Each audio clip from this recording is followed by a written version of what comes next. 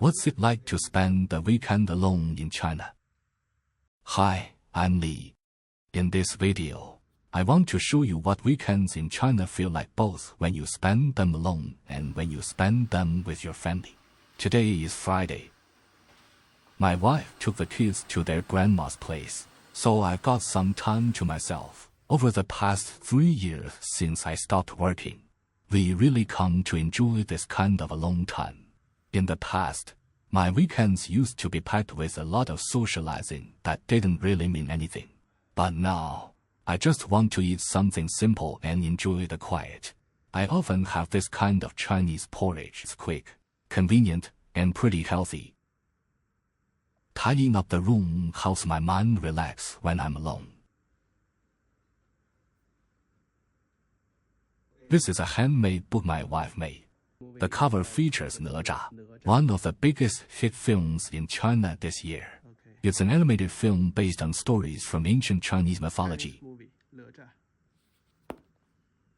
But my favorite films are directed by Hou Xiaoshin. His films are more about everyday life home and the passing of time. Today, I need to head out and meet up with my wife and the kids. Before heading out, I put a pot of chicken soup on to simmer. So when we all get home tonight, it'll be ready to drink.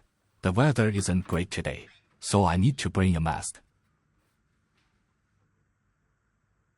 In the kind of apartment buildings we live in China, you rarely run into your neighbors, so you don't even need small talk. Winter is here. It's really cold today. Even the kids' playground in our residential complex is almost empty. Before I meet up with them, I want to stop by the library and read for a while on my own. In China, taking the bus is a really convenient way to get around, and the whole ride costs only about 25 cents. I finally made it. It's a really impressive building. This library has 5 floors in total. And it's completely free. You can find just about any book you're looking for inside. As technology keeps advancing, fewer and fewer people read physical books these days. But I still prefer physical books. They help me get into a deeper, more focused state of thinking. The library is completely free, and besides students, the biggest group here is unemployed middle-aged people. They need a space where they can slowly heal and rebuild their spirit. If you don't have time to read here, you can borrow books and take them home as long as you return them by the due date. It's free. 2 hours have passed. Time to go meet my family. In China, besides buses, the subway is also a very convenient way to get around. You can pay for the whole trip right from your phone. In Wuhan, this city has more than 10 subway lines. Today my trip is about 25 kilometers, with 2 transfers. In China, most subway systems operate at a loss. A trip like mine costs less than $1. That probably covers only about 1/3 of the actual cost. So the subway relies on ad revenue and government subsidies to keep running.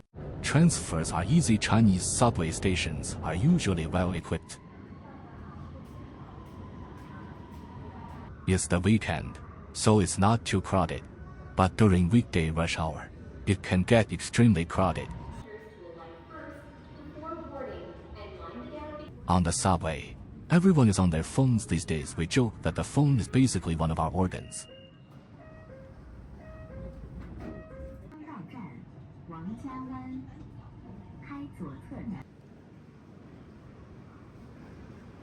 Line 1 was the first subway line to open in Wuhan. It isn't underground. Some people end up getting on in the wrong direction. Finally, I've arrived. The whole trip took me 40 minutes and cost about $1. The wind is pretty strong now that winter has just begun. The roadside is lined with these passenger e-bikes. They're cheaper than taxis. But because of safety concerns, you see fewer and fewer of them now. My family is inside this mall. In Chinese cities, kid-friendly facilities are everywhere. Christmas is almost here. Merry Christmas, my friends. This mall has all kinds of food.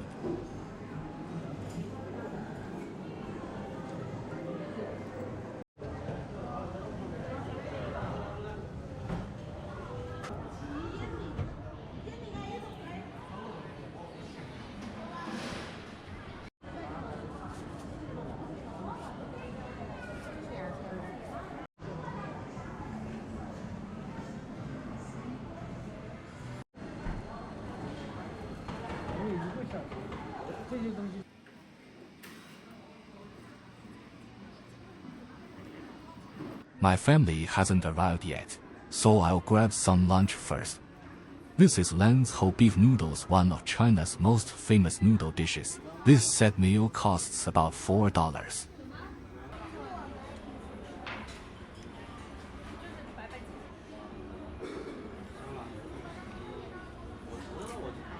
In China, you see lots of delivery riders like this. They make city life incredibly convenient.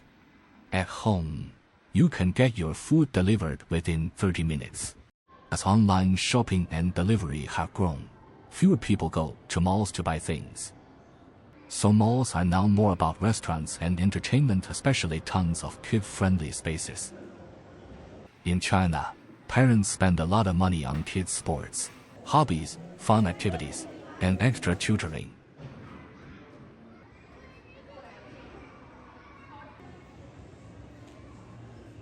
English and math are the subjects parents care about most.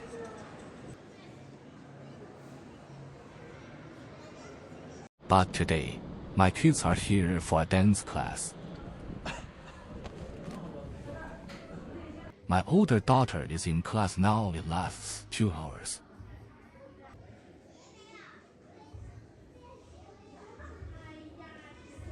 My younger daughter is working hard on her drawing. In malls, you can even find dental checkup clinics like this. My younger daughter has a small dental issue, so we brought her in for a checkup today. Luckily, it's nothing serious now. She's gone to dance class too. This is the bookstore inside the mall. In Chinese malls, a bookstore would definitely lose money if it relied on selling books alone. So they also sell coffee and crafts to make extra income.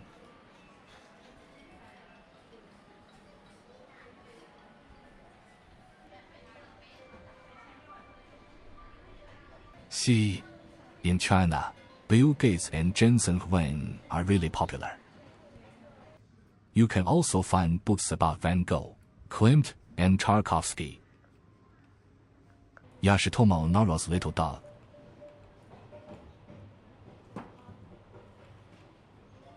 The kids really love this bookstore. They can find lots of books they like and read them right there. When I'm tired, I rest in one of the mall's massage chairs. $2 for half an hour. In China, what young people drink most isn't coffee, it's milk tea. Each cup is around $2, made with Chinese tea. You can order on your phone, then just pick it up at the store. Class is over finally, we can head home. Even though it's already evening, it's still lively. The building across the street is Yellow Crane Tower, one of Wuhan's most iconic landmarks. Every night, there's a beautiful light show. We're home, the chicken soup is ready. 3 years ago, I often had to work overtime on weekends. But now, I can cook the dinner they love. These are spring rolls, a traditional Chinese snack. They're filled with meat and vegetables. As long as the kids don't fight, family life is pretty peaceful and happy. Guess what I am doing?